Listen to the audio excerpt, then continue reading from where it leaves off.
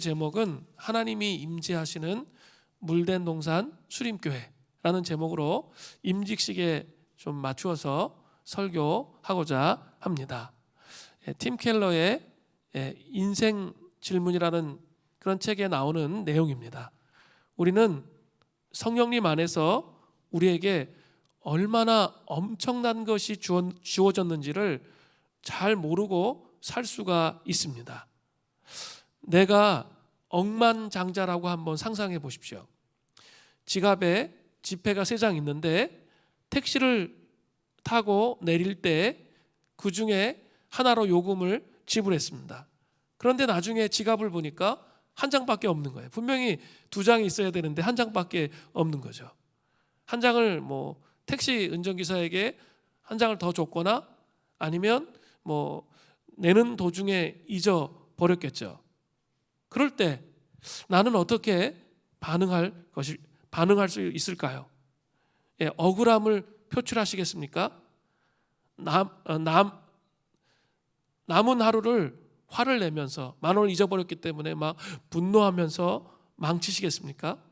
아니면 경찰에 요구해서 택시기사를 수배하시겠습니까? 억만장자인 나는 그냥 그 10,000원 잊어버린 거 아무것도 아니잖아요. 그러니까 그냥 으쓱거리고 말 것입니다. 겨우 지폐 한 장 잃어버리는 게 무슨 대수이겠습니까? 그 정도 손에 신경 쓰기에는 나는 너무나도 가진 게 많은 거죠. 어떤 사람이 우리를 비난했습니다. 구입하거나 투자한 상품의 가치가 알고 보니까 생각보다 낮았습니다. 바라던 일이 뜻대로 풀리지 않았습니다. 믿었던 사람이 우리를 실망시켰습니다. 이것은 우리의 평판과 재물과 희망에 손해가 되는 일입니다. 우리가 그리스도인이라면 어떻게 행동하시겠습니까? 이 낭패 때문에 삶에 대한 자존감을 망가뜨리시겠습니까? 하나님을 막 원망하면서 주먹을 휘두르시겠습니까? 잠 못 이루면서 뒤척거리는 그런 밤을 지내시겠습니까? 만일 그렇다면 필시 이는 자신이 성령님이 부어주시는 그 부요함이 무엇인지, 얼마나 큰 부자인지를 모르기 때문에 하는 행동이라는 거예요. 우리가 다른 사람들 앞에서 체면 때문에 발끈한다든지 우리의 감정을 해치는 사람에게 분노한다고 한번 생각해 보십시오. 우리는 이것을 자제력 부족이나 자존감 부족으로 볼 수 있습니다. 일정 부분은 그게 맞는 말이죠. 그러나 더 근본적인 것은 자신의 정체성을 완전히 망각하는 그런 행위라는 거죠. 성령님과 동행하는 그리스도인인 우리는 영적인 억만장자인데 겨우 지폐 몇 장 때문에 전전긍긍하는 그런 핍절한 삶을 살고 있는 모습이라 볼 수 있습니다.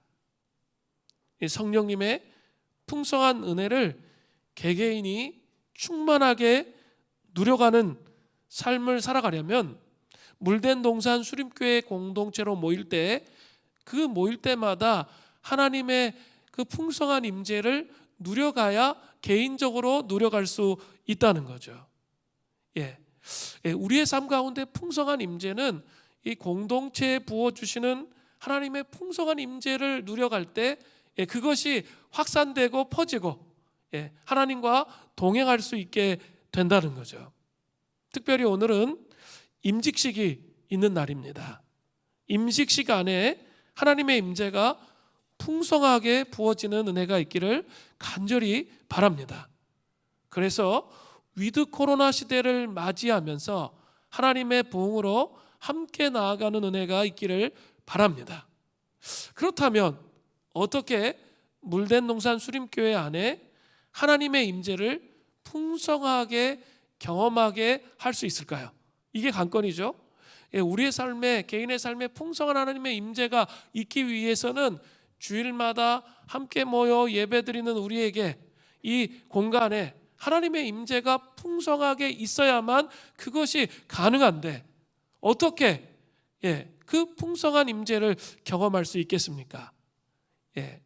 물된 노산 수림교회 안에 하나님의 임재를 풍성하게 경험하기 위해서는 첫 번째, 물된 노산 수림교회에 하나님의 임재를 향한 근심이 있어야 돼요. 근심이란 단어를 사용했습니다. 시편 132편의 저자는 솔로몬 왕입니다. 솔로몬 왕이 시편 132편의 저자예요.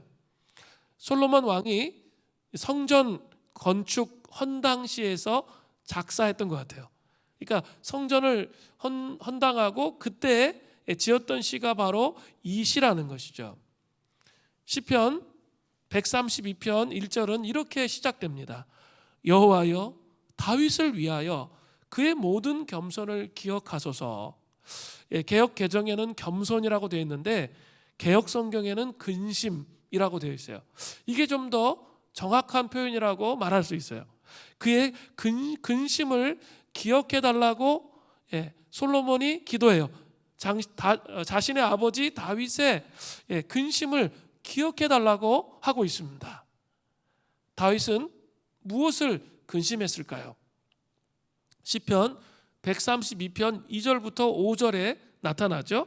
그가 누구예요? 다윗이죠. 그가 여호와께 맹세하여 야곱의 전능자에게 소원하기를, 맹세하고 서원했어요. 내가 내 장막집에 들어가지 아니하며 내 침상에 오르지 아니하고 내 눈으로 잠들게 하지 아니하며 내 눈꺼풀로 졸게 하지 아니하기를, 여호와의 처소 곧 야곱의 전능자의 성막이 발견되기까지 하리라. 하나님의 법궤를 안치해 둘 그 성전을 세우기 전까지 자기는 그렇게 하리라 하였나이다. 그렇게 고백하고 있습니다. 다윗은 아주 거룩한 근심을 가지고 있었어요. 하나님의 임재의 상징인 법궤를 성전에 안치해 두기 전까지는 자신은 침상에 들어갈 수가 없다는 거예요. 그리고 눈으로 잠들지 않을 거고 눈꺼풀로도 졸지 않겠다라고 고백하고 있는 것이죠. 다윗 시대에는 하나님의 임재의 상징인 법궤가 방치되었습니다. 그렇기 때문에 하나님의 성전은 갈기갈기 막 찢겨져 있었던 것이죠. 하나님의 성전을 파괴하는데 결정적인 역할을 한 사람은 엘리 제사장의 두 아들 홈니와 비느하스였습니다. 그때만 해도 하나님의 성전이 겉으로 보기에는 정상적으로 움직여지고 있었습니다. 실로에 하나님의 성막이 있었고 성막 안에는 하나님의 임재의 상징인 법궤, 언약궤가 있었기 때문입니다. 그런데 이 홈니와 비느하스는 하나님의 제사 제도를 비웃으며 완전히 짓밟아 버렸습니다. 그들은 제사 드릴 고기를 빼앗았고 또 성전에서 수종드는 여인과 성적인 범죄를 저질렀습니다. 그래서 하나님께서는 이스라엘 백성들에게 성전의 그 놀라운 축복을 빼앗아가 버리신 거죠. 결국 블레셋과의 전쟁에서 하나님의 법궤를 들고 나갔다가 전쟁에 지는 바람에 빼앗겨 버리게 되었던 것이죠. 그리고 두 제사장 홈니와 비느하스는 그 자리에서 죽임을 당했습니다. 그리고 이 법궤가 빼앗겼고 두 아들이 죽었다는 소식을 전해 들은 엘리 제사장도 의자에서 목이 부러져 죽었습니다. 그리고 그 손자를 낳았는데, 며느리가 손자를 낳았는데 그 손자의 이름이 뭐예요? 이가봇. 하나님의 임재가, 하나님의 영광이 이스라엘에서 떠나갔다, 이렇게 표현되어 있습니다. 블레셋 사람들은 하나님의 법궤를 빼앗아 가서 이렇게 한 성에 두지 못하고 이성 저성으로 마구 돌리고 있었습니다. 왜냐하면 법궤가 가는 곳마다 엄청난 재앙이 일어났기 때문입니다. 도저히 블레셋 사람들은 법궤, 언약궤를 감당할 수가 없었습니다. 그래서 그들은 법궤를 소가 끄는 수레에 실어서 도로 이스라엘로 돌려보냈습니다. 법궤가 있게 된 곳이 기럇 여아림인데 이스라엘 백성들은 거의 모르고 있었습니다. 다윗은 하나님의 임재의 상징인 법궤에 대한 이 갈망, 그 근심이 너무나도 컸다는 거죠. 하나님의 임재 안에서 다윗은 이스라엘 백성을 다스리기를 간절히 원했어요. 그래서 다윗은 법궤를 자신이 살고 있는 다윗성으로 옮겨온 거죠. 하나님의 임재를 자신이 살고 있는 다윗성으로 가져오기를 원했던 거예요. 다윗은 그곳에서 장막을 만들고 임시적으로 법궤를 보관해 두었습니다. 그게 뭐죠? 바로 다윗의 장막이죠.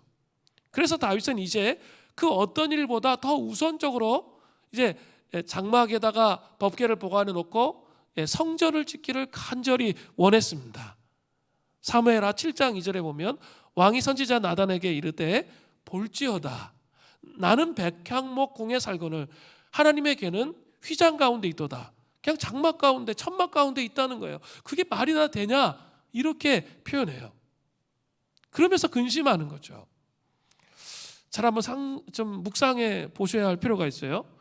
우리가 세상을 살아가면서 자녀와 가정과 사업에 대해서 수많은 근심을 하죠. 그런데 하나님의 백성으로서 가져야 할 이러한 거룩한 근심을 여러분 가지고 계십니까?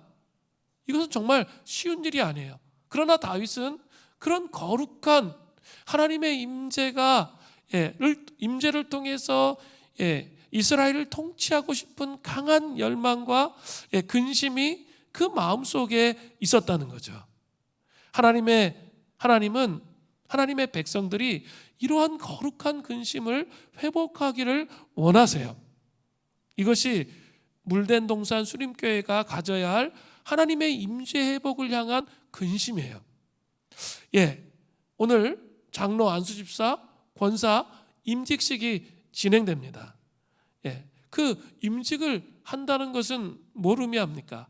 이제 교회와 함께 이런 거룩한 근심으로 살아가는 삶을 살아가는 자가 된다는 의미예요. 이곳에 하나님의 임재가 없으면 속상해하고 안타까워하고 하나님의 통치가 떠나간 것을 보면서 괴로워해야 돼요.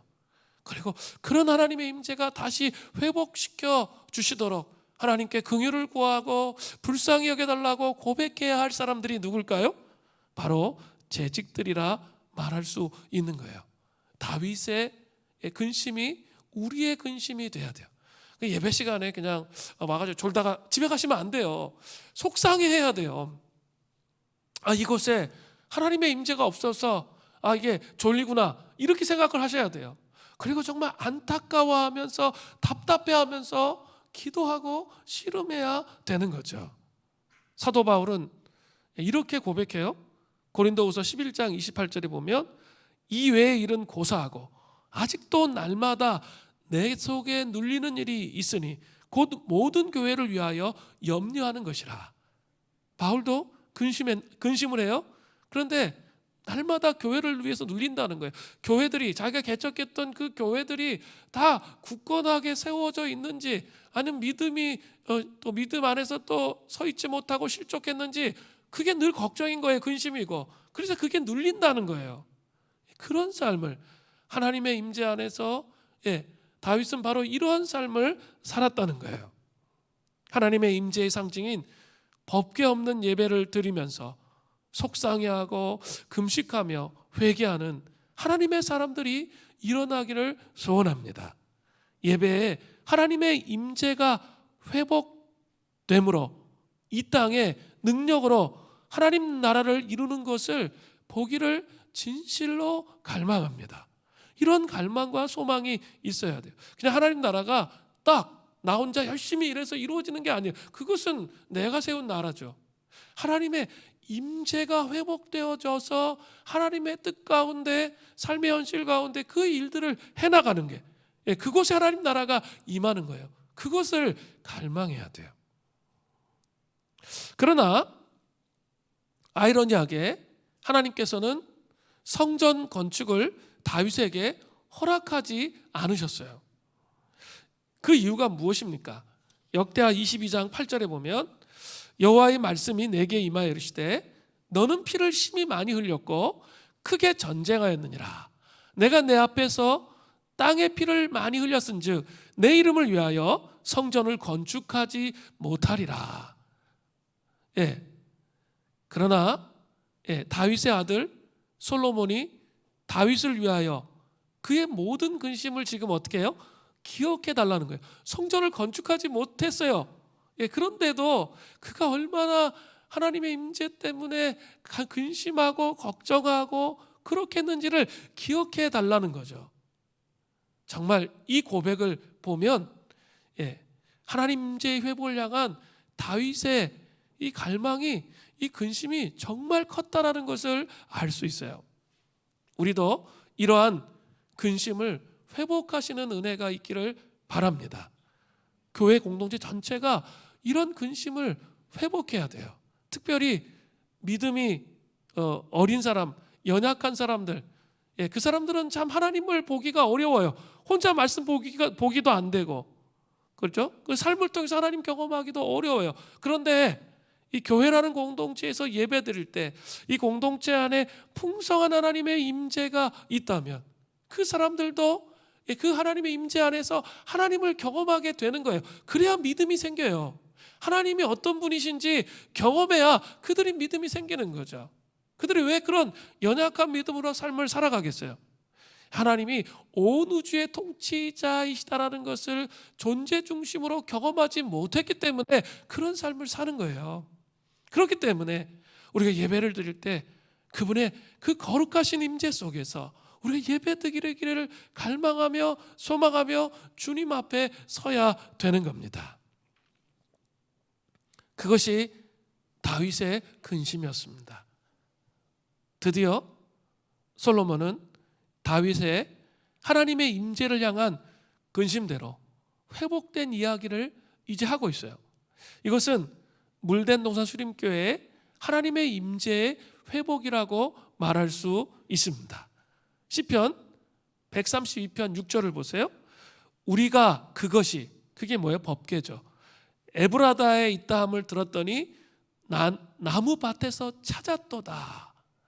에브라다는 예루살렘의 남서쪽에 위치해 있는데 베들레헴과 기란 여아림 이 지역이 다 포함된 지역을 에브라다라고 부릅니다. 또 나무밭이라는 표현이 나오죠. 이것은 숲의 성이라고 불리우는 기란 여아림에 대한 시적인 표현이에요. 그러니까 기란 여아림에 있었던 법궤를 다윗이 드디어 찾아냈다는 거예요. 그렇게 지금 표현하고 있는 거예요. 그리고 이제 또 시간이 흘러요. 시편 132편 7절에 보니까 우리가 그의 계신 곳으로 들어가서 그의 발등상 앞에서 엎드려 예배하리로다. 다윗이 시간이 흘러서 기한 여아림에 있던 법궤를 다윗성으로 옮겨왔어요. 그리고 다윗의 장막에 있던 법궤 앞에서 다윗이 또 이스라엘 백성들이 예배를 드리는 거예요. 그게 7절이에요. 여기서 발등상 앞에서 엎드려 예배하리로다 라는 표현이 아주 독특하죠. 그런데 성경은 법궤 자체를 여호와의 보좌의 발등상으로 간주해요. 역대상 28장 2절에 보면 그렇게 표현되어 있어요. 보좌가 여호와의 보좌의 발등상이 뭐예요? 법궤예요. 또 하나님의 법궤의 뚜껑에는 뭐가 있죠? 속죄소, 시은 자 이게 있죠. 거기에 그룹 천사들이 이렇게 조각되어 있어요. 그리고 그 위에 하나님께서 임재하신다고 그렇게 이스라엘 백성들은 믿었어요. 그죠? 하나님이 그곳에 임재하셔서 통치하시는 분이시라.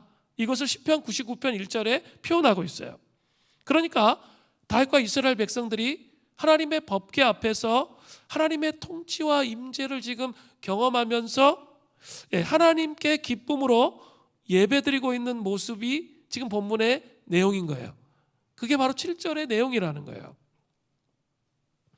다윗성에 안치되어 있던 장막에서 다윗과 이스라엘 백성들이 정말 하나님의 임재를 풍성하게 경험하면서 예배드리는 그 모습을 한번 상상해 보십시오.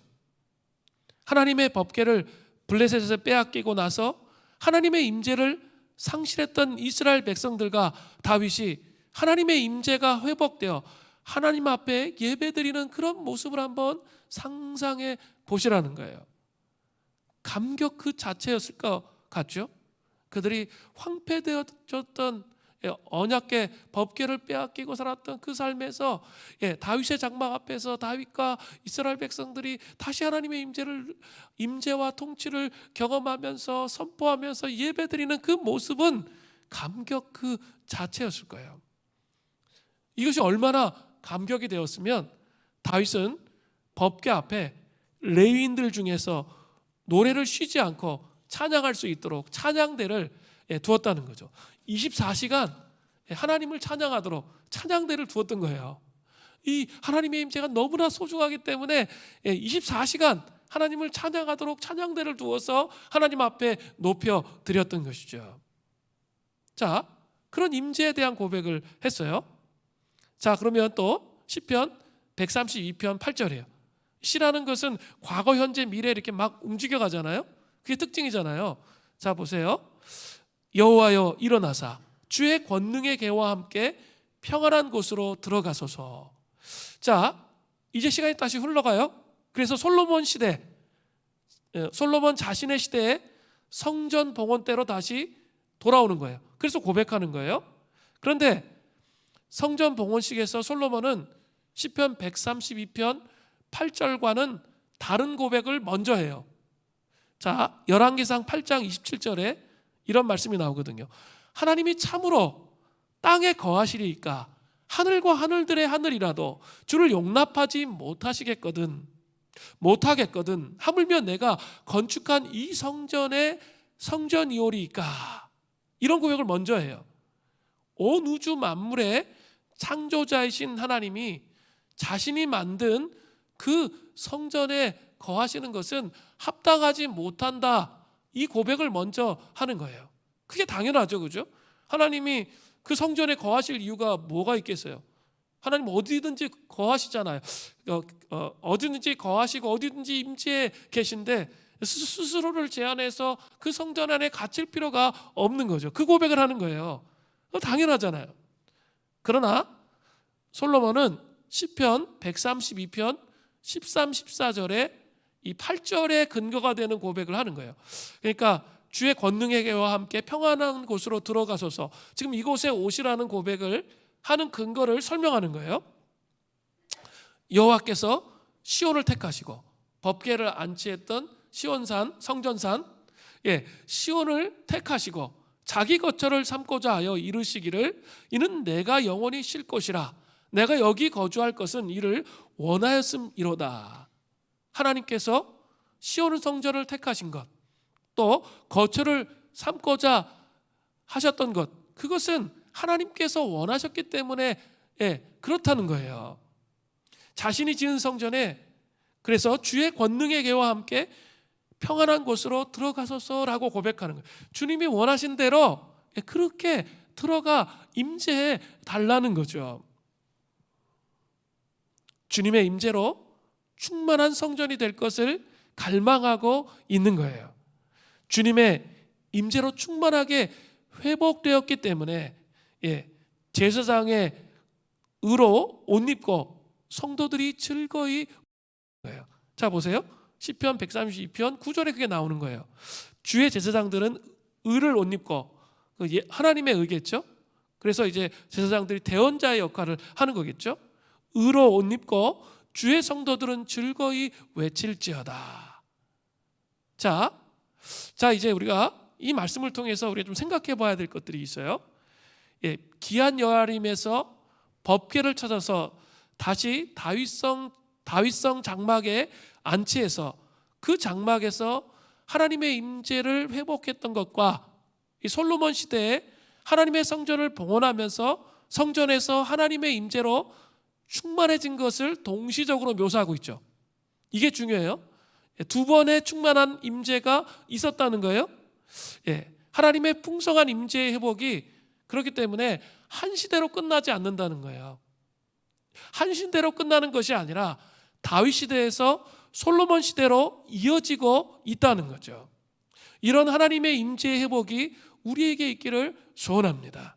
그렇게 될 때 하나님의 뜻대로 하나님 나라를 권능으로 이루는 그런 삶을 살 수 있다는 거예요. 그러니까 우리의 인생에 이렇게 한 번으로 하나님의 임재가 끝나는 것이 아니라는 거예요. 우리 벌써 수련회를 안 한 지 한 2년이 됐잖아요. 그래서 막 수련회 기억들이 가물가물 하시죠. 그죠? 그런데 한번 생각해 보세요. 하나님께서 이 수련회를 통해서 하나님께서 얼마나 큰 권능과 능력으로 우리 가운데 임재했었던지를 기억하시기를 바랍니다. 그래서 우리의 삶을 하나님께 정렬하고 하나님 앞에 내어드렸던 그때를 기억하시길 바라요. 그거는 한 번으로 끝나는 게 아니에요. 다시 또 우리가 하나님의 임재를 갈망하며 씨름하며 나아갈 때 또 그런 하나님의 임재가 우리 가운데 강하게 온다는 거죠. 제 인생에서 이렇게 잊을 수 없는 여러 번의 하나님의 임재가 있었어요. 그런데 제가 간사 시절에 제가 이제 무학교회를 나갔어요. 그래서 청년부가 지금은 뭐 1,000명이 넘어가고 뭐 그런다는 소식을 들었는데, 처음에 제가 그 교회를 이제 갔을 때, 간사로 갔을 때는 그 여름 수련회 이제 그 나이 어린 청년들이 같이 여름 수련을 갔는데 24명이 갔어요. 24명. 24명이 이제 갔는데 한참 그 무학교회가 청년들의 회복과 부흥을 위해서 오랜 시간 한 2년 3년 동안 기도하고 있는 시점이었어요. 그러니까 온전히 이 전통적인 교회였는데 하나님 아버지 부흥을 주시고 회복을 주시고 하나님의 영광 안에 새벽 일슬과 같은 주의 청년들이 나아갈 수 있게 해주십시오. 그런 기도를 계속하던 시점이었어요. 우리가 그 협력 선교사로 같이 있는 우리 박찬호 선교사님, 제 1년 후배인데 박찬호 선교사님하고 저하고 그때 주강사였어요. 주강사였는데 뭐 이렇게 사실은 이제 수련회 프로그램이 쫙 다 있었는데 이렇게 말씀을 전하기 시작했어요. 뭐에 대한 말씀을 전했냐면 교회사 안에서 부흥의 역사가 있었던 그런 내용들을 저와 우리 박찬호 선교사가 번갈아 가면서 이제 설교를 하기 시작했어요. 그런데 이렇게 밥 먹는 시간 빼고 자는 시간 빼고 계속 설교했어요. 왜 그렇게 했냐면 이렇게 그렇게 한 이유가 있어요. 제가 막 하고 싶어. 저도 힘들어요. 하루 종일 설교하고 있으면 2박 3일 동안 하루 종일 설교하는 거 진짜 힘들어요. 이건 불가능한 일이에요. 상식적으로는. 그런데 이렇게 청년들이 계속 우는 거예요. 말씀을 들으면서 계속 우는 거예요. 그러면서 그 표정을 보면 알잖아요. 그 말씀을 전할 때 그 영혼들이 그 말씀 속에 잠겨져 있는 것. 정말 그래서 자기의 삶을 하나님 앞에 회개하고 돌이키려고 하는 그 모습들이 보이는 거예요. 그리고 이제 끝났다 하면 안 된대. 근데 그런 경험 처음이었어요. 안 된대. 지금 밥 먹고 또 하셔야 된다고. 그래가지고 밥 먹고 아침에 했고 밥 먹고 와서 점심에 오후 내내 하고 또 밥 먹고 저녁 내내 하고 그렇게 2박 3일을 했어요. 그러면서 그 갈급한 그 영혼이 하나님 앞에 나아가 소망하는 그 모습을 봤어요. 이게 바로 부흥이지. 그리고 이게 하나님의 영의 임재가 가득 찬 교회의 모습이지. 그런 생각이 들었던 기억이 납니다. 예배 때마다 저는 꿈을 꿉니다. 예배 때마다 죄를 통해 자복하고 회개하고, 또 삶을 살아가다가 보면 용서하지 못할 사람들이 많이 있잖아요. 그런 상처 주고 힘들게 하는 사람들이 있는데 예배에 나와서 하나님의 용서가 얼마나 위대한 것인지를 존재 중심의 경험함을 통해 다른 사람들을 용서하고 풀어주는 감격의 용서와 화해의 눈물을 흘리는 복음의 영광이 드러나는 그런 예배를 정말 드리고 싶습니다.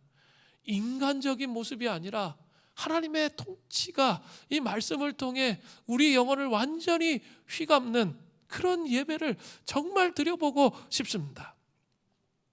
귀신이 떠나가고 병이 치유되고 상처가 치유되고, 예, 하나님의 음성을 정말 명확하게 듣고 삶을 바꾸고, 내 삶에 이게 잘못 살아온 삶이구나, 정말 하나님 앞에서 이게 너무나 부끄럽고 잘못 살아온 삶이구나, 이것을 돌이켜서 하나님의 인도하심으로 가고자 하는 사람들이 일어나는 예배, 그런 예배를 드리고 싶어요.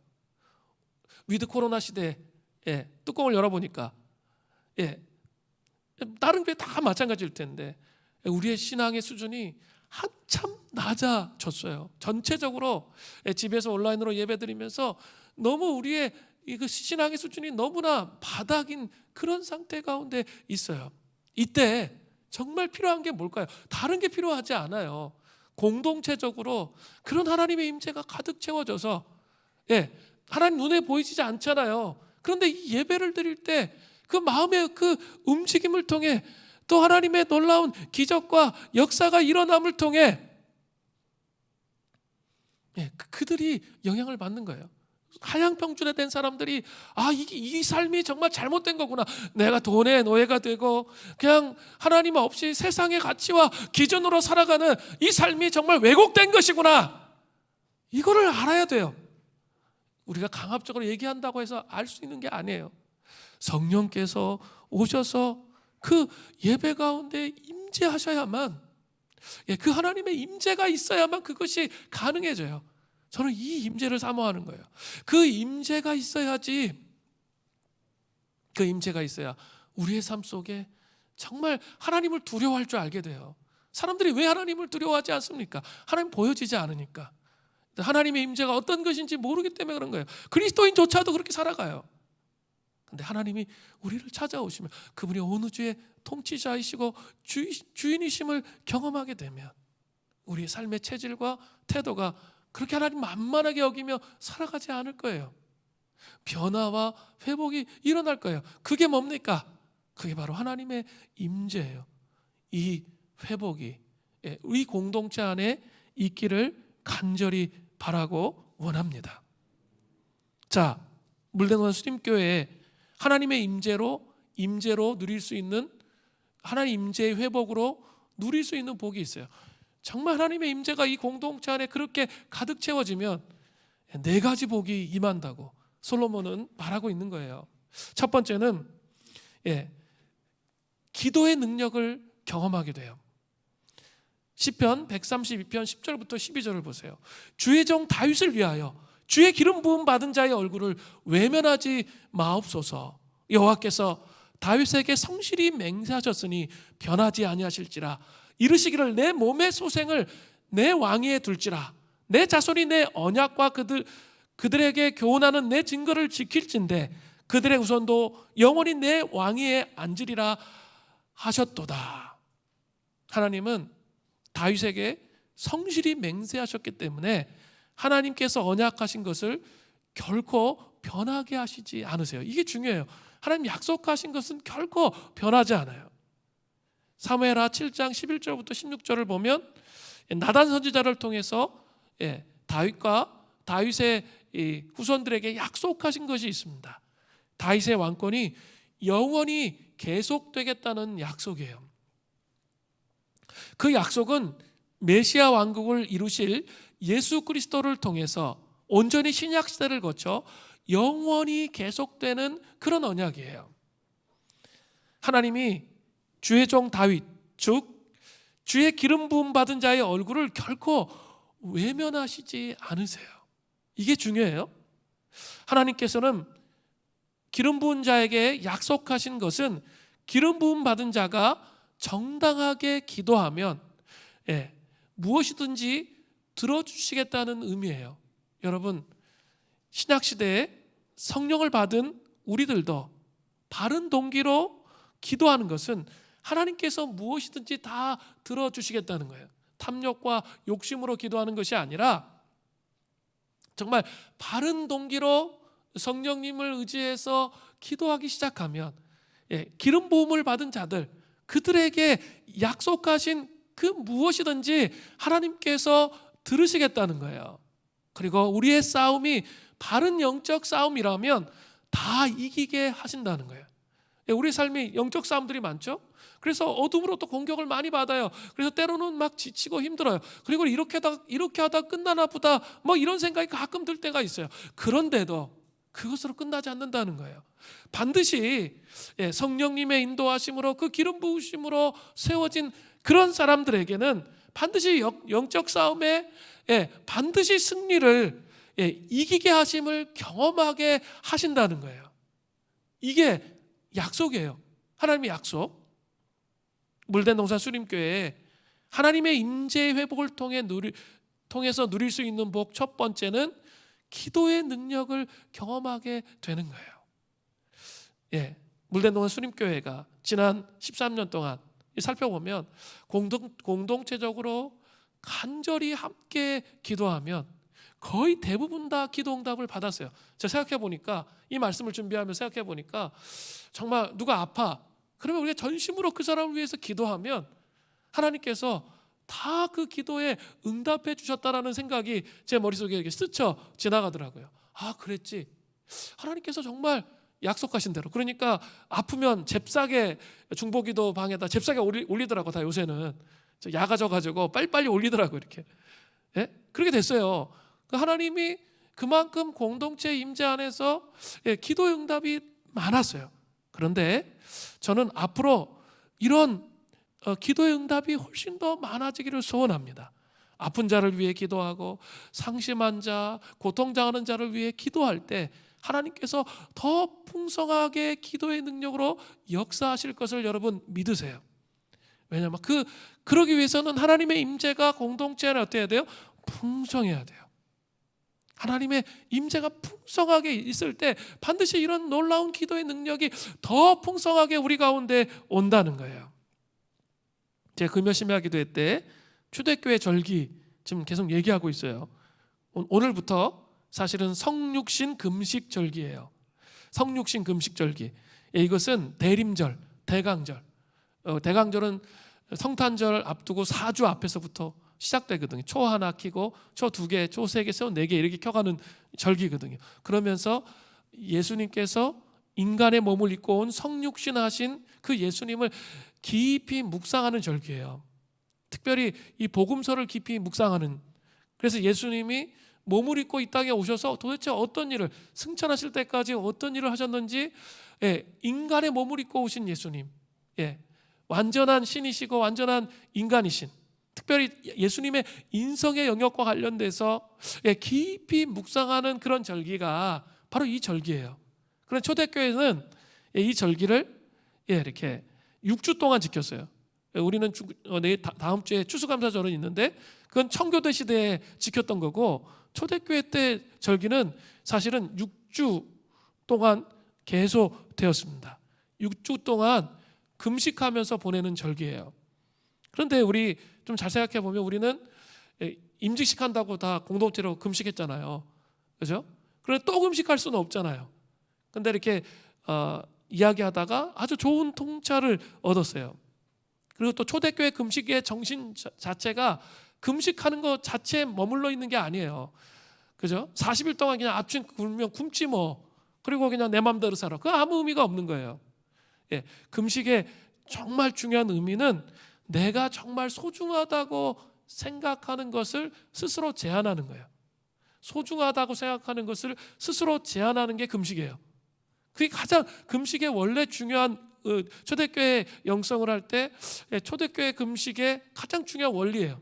그런 차원에서 금식을 할 수 있다는 거죠. 그래서 고기를 안 먹는다든지, 또 이제 커피를 안 먹으면 거의 죽은 것 같은 사람 있죠. 그게 대해서 막 집착하는 게 있는데 6주 동안 안 먹는 거예요. 또 쇼핑 안 하면 죽을 것 같은데 그거 안 하는 거예요. 스마트폰 보면 안 보면 죽을 것 같은데 그거 안 하는 거예요. TV 안 보는 거예요. 영화 안 보는 거예요. 그러니까 뭐 다 하지 말라는 게 아니라 자기가 하나님 앞에 나가는데 걸림돌이 되는 것을 스스로 제한하는 것. 그게 금식의 가장 기본적인 정신이었어요. 그래서 이렇게 또 금식할 수는 없잖아요. 우리 한 달 동안 했는데 또 하면 이게 너무 힘들잖아요. 그러니까 저는 이번에는 스스로를 제한할 수 있는 게 뭔지를 생각하라는 거예요. 그리고 그것을 제한하고 뭘 해야 돼요? 성탄절까지 예수님이 왜 이 땅에 오셨는지, 왜 인간의 몸을 입고 이 땅에 오셨는지 그것을 묵상하는 거예요. 묵상할 때 그 안에 정말 풍성한 복이 있어요. 더 풀어지는 거예요. 더 하나님의 임재 앞에 나아갈 수 있게 된다는 거죠. 그리고 그렇게 되면 기도의 능력을 더 회복되어질 수 있는 그 경험을 하게 되는 거예요. 그런 은혜가 있기를 바라요. 제가 금요일마다 이 성육신과 관련된 이 절기를 가지고 계속 설교를 해나가려고 생각하고 있어요. 하면서 깊이 내가 무엇을 좀 이 위드 코로나 시대에 다시 신앙에 깨어나기 위해서는 무엇을 절제하며 하나님 앞에 나아가야 되는지를 생각해 보라는 거예요. 그리고 그것을 깨뜨리고 하나님의 임재가 이 공동체 안에 성육신하신 예수 그리스도의 그 풍요와 신비가 무엇인지 우리가 정말 깊이 알기를 원합니다. 그런 관점에서 복음서를 읽는 거지. 복음서 또 읽으라 그러면 뭐 맨날 읽는 게 뭐 예수님 일대기잖아. 그냥 머리로만 하면 아무 의미가 없어요. 그게 자기 영혼 안에 접근이 되어지고 다가오고 그게 어떤 의미인지가 다가와야 된다는 거죠. 그런 과정들을 통해서 하나님의 임재 안에서 기도의 능력을 경험하는, 복음의 신비를 경험하는 은총이 이 공동체에 있기를 바랍니다. 두 번째는 물등산 수림교회에 하나님의 임재로 누릴 수 있는 복, 두 번째는 식료품의 풍족한 복을 주세요. 시편 132편 15절을 보세요. 내가 이 성의 식료품에 풍족히 복을 주고 떡으로 그 빈민을 만족하게 하리로다. 자, 하나님의 임재의 회복으로 누릴 수 있는 복은 아주 중요한데요. 식료품에 풍족히 복을 주시는 하나님을 만나게 돼요. 즉 일용할 양식을 채우시는 하나님을 실시간 간증할 수 있게 돼요.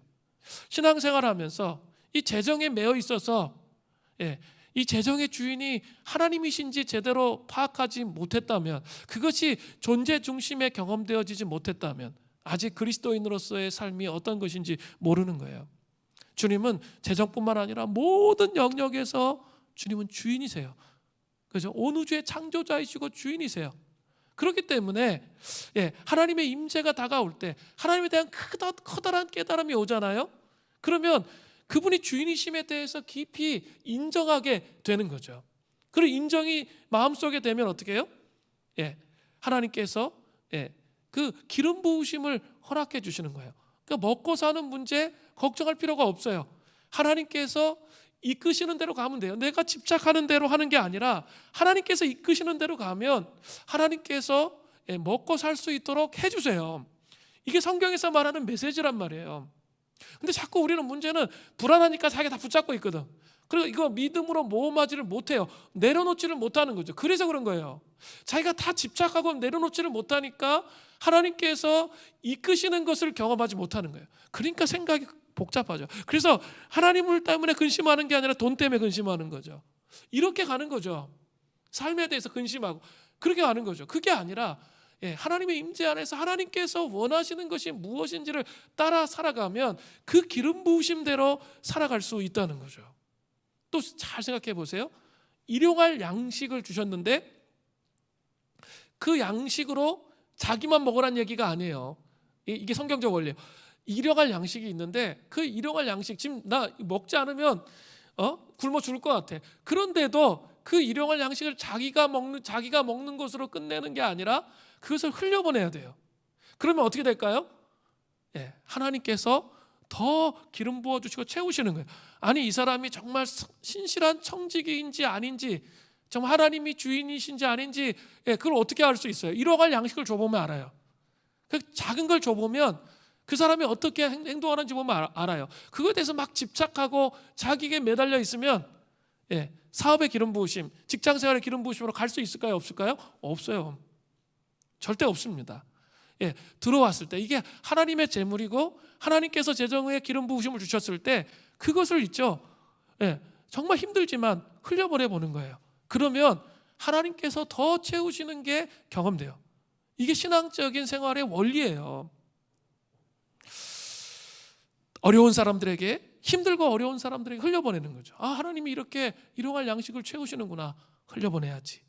이 멘탈이 우리 속에 있어야 돼요. 우리 11월 26일 날 그 금요 심야 기도회 때 비전 선교사 4유닛을 더 파송합니다. 그러면 우리 13명의 유닛의 비전 선교사, 현지인 선교사들을 파송하는 거예요. 기적이에요. 이렇게 작은 교회에서 13명의 비전 선교사를 파송할 수 있다는 것은 저는 기적이라고 봅니다. 그런데 지금 잘 생각해 보면 지금 이렇게 우리 개인 성도님들 개인적인 삶이나 교회적으로 가장 힘든 시기를 지나가잖아요. 재정적으로 힘들고 어려운 시기를 지나가는 게 바로 요 시점이죠. 특별히 작년에 이제 우리 11월 요때쯤에 또 4유닛을 파송하려고 할 때 이 마음속에서는 갈등이 되는 거예요. 한쪽은 우리 성도님들이 다 힘든데 이게 또 이 재정에 이렇게 헌신하라 그러면 이게 얼마나 힘들까 그런 생각이 들고, 그리고 교회 재정도 어려워지고 더 힘들어질 텐데 이런 생각이 머릿속에 막 들어오죠. 저도. 근데 이거는 하나님의 생각이 아니야. 그거를 내 의지적으로 깨트리는 거죠. 그리고 반대 정신으로 하나님께서 원하시는 곳에 우리를 내어드릴 때 하나님께서 풍성하게 채울 거야. 그렇게 생각하고 이제 시간이 지났어요. 근데 이렇게 운영위원회에서 우리 장로님들이 얘기해 주시는 거예요. 이렇게 얘기를 해 주시는데 정말 지금 어려운 시기인데 그리고 성도들이 많이 늘어난 것도 아니에요. 그냥 현상을 유지하고 있는 상태인데 놀라운 것은 작년에 비해서 재정이 훨씬 더 많이 들어왔다는 거죠. 11조를 더 많이 하신다는 것은 뭘 의미하냐면 우리 성도들의 삶의 재정이 늘어났다는 거예요. 그 원인이 뭘까? 제가 좀 깊이 생각해 봤어요. 먼저 정말 우리가 힘들고 어려웠지만, 교회적으로도 벅차고 힘들고 어려웠지만 그의 나라와 의를 구하기 위해서 열방을 통치하시는 하나님을 생각하며 기꺼이 재정을 흘려보냈던 것, 그것을 하나님이 정말 기뻐하셨구나. 저는 그런 결론이 나더라고요. 우리가 재정이 더 나올 구멍이 없잖아요. 여러분 어떻게 더 11절 더 많이 하셨어요? 그럴 구멍이 없는 데 있잖아요. 하나님께서 우리의 그런 헌신을 보시면서 기름을 부어주시는 거죠. 그러면서 어때요? 사업의 문이 열리잖아요. 직장 생활의 문이 열리고 사업의 기름 부으시면 문이 그래서 열리는 거예요. 하나님의 임재 안에 살아가면 하나님 중심적인 사고를 자꾸 하게 되죠. 그러면 식료품에 정말 이루 말할 수 없는 풍성한 복을 주신다는 거예요. 그게 지금 이 말씀을 통해서 이야기하고 계신 메시지예요. 세 번째는 제사장들이 회복되는 거죠. 시편 132편 16절을 보세요. 내가 그 제사장들에게 구원을 옷 입히리니, 표준세 번역에 보니까 의로운 옷을 입을 것이며 그 성도들은 즐거이 외치리로다. 하나님의 임재를 회복하게 되면 먼저 제사장들이 회복이 돼요. 구원의 옷을 입히리니라는 것은 제사장들에게 성령의 권능의 옷을 입혀주시는 것을 말하는 거예요. 우리 막 이렇게 기도하잖아요. 성령의 두루마리를 입혀주십시오. 목사님이 설교하실 때 성령의 두루마리를 입혀주십시오. 바로 그런 의미라고 볼 수 있습니다. 성령의 권능이 임해서 제사장들이 제사장의 본래 임무를 잘 감당하는 것을 의미하는 거예요. 그러니까 그 하나님의 임재 안에 채워져 있으면 제사장들이 깨어난다는 거예요. 목회자들이 깨어나는 거죠. 그래서 이렇게 성도들에게 눈치 보면서 맨날 위로하는, 물론 위로가 필요하죠. 그런 메시지만 전하는 것이 아니라 하나님께서 정말 원하시는 메시지가 무엇인지를 분별하는 거죠. 그리고 그 메시지를 선포할 수 있게 된다는 거예요. 자, 그렇게 정확한 전달하는 사역자들의 회복이 있다는 거예요. 그리고 우리 교회는 기도재단을 하고 있기 때문에 제사장들은 신약시대의 모든 성도들이라고 생각할 수 있죠. 왕 같은 제사장. 제사장들의 마음속에 말씀의 권능이 부어짐을 통해서 가정이 세워지고, 직장이 세워지고, 교회가 세워지고, 한국 땅과 열방이 세워지는 지경으로 나아가는 것을 말하는 거예요. 그죠? 이 말씀의 권능이 부어짐을 통해 내가 영적 제사장으로 깨어나는 거죠. 어떻게 깨어날 수 있어요? 주의 임재가 있어야 깨어나는 거죠. 그분이 얼마나 위대하신 분이신지를 그 주의 임재 속에 알아야지 그분의 통치 아래 굴복할 수가 있단 말이에요. 그냥 내 생각 속으로 해서 내 마음대로 신앙생활하면 안 돼요. 그분의 통치와 다스리심이 어떤 것인지 분명히 경험해야 돼요. 그러면 제사장으로 자발적으로 일어나게 돼요. 그래서 하나님의 말씀의 권능이 우리 안에 부어지는 거예요. 그래서 우리의 삶을 바꿔갈 수 있게 되는 거예요. 제가 초대교회 교부들의 얘기를 좀 하려고 하는데, 초대교회 교부들은 혼의 두 가지 작용에 대해서 분명히 알았어요. 하나는 이성적, 논리적 작용이에요. 주로 생각을 통한 거죠. 우리는 생각을 통해서 신앙생활을 시작하잖아요. 생각을 통해서 혼의 어떤 작동이 일어난다는 거 알았어요. 그러나 그것만 있는 게 아니에요. 또 다른 인지적 작용이 있는데, 그것은 누스라는 작용을 통해서 일어나는 작동이에요. 누스는 우리 인격체이신 하나님에 대해 인식할 수 있도록 하는 인간 혼에 있는 특정 기능이에요. 이것은 감정이나 인지적인 지식적이거나 논리적이거나 감정적인 그런 인식이 아니에요. 이것은 영적인 인식을 말해요. 그게 누스예요. 이 말씀을 통해서 그냥 처음에는 이성적으로 말씀을 대하잖아요. 그죠? 논리적으로 말씀을 대하죠.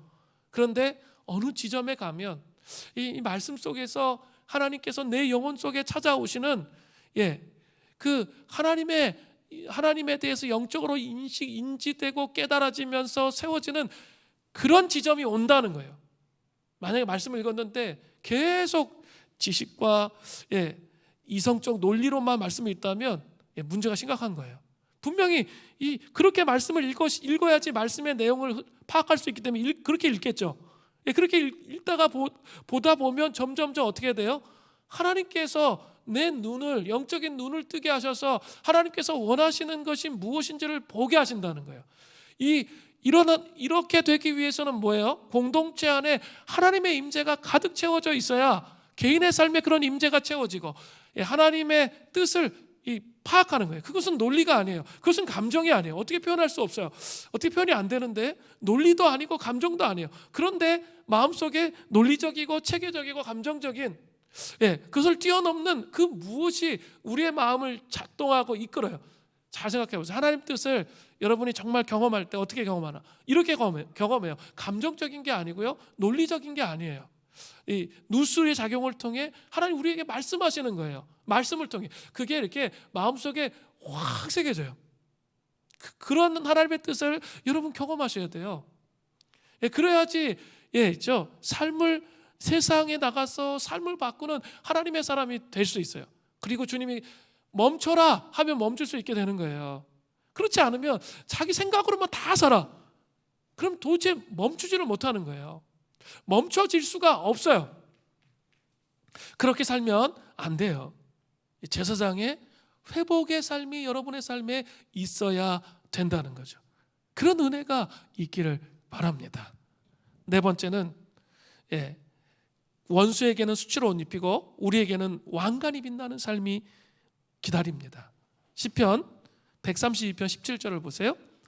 내가 거기서 다윗에게 뿔이 나게 할 것이라. 내가 내 기름 부음 받은 자를 위하여 등을 준비하였도다. 다윗에게 뿔이 나게 할 것이다 해서 뿔은 이 힘, 권능, 번영 등을 상징합니다. 이 말씀은 다윗 왕조의 권세가 더욱 막강해져서 그 어떤 대적의 공격으로부터도 안전하게 하면서 그 토대를 유지해 나갈 것이라는 뜻이에요. 그게 뿔이에요. 번영, 힘, 권능을 상징해요. 그럼 등은 뭡니까? 등은 성전 안을 비추기 위해서 24시간 켜져 있는 성전의 등불을 의미해요. 성전의 등불은 꺼지지 않아요. 언제나 켜져 있어요.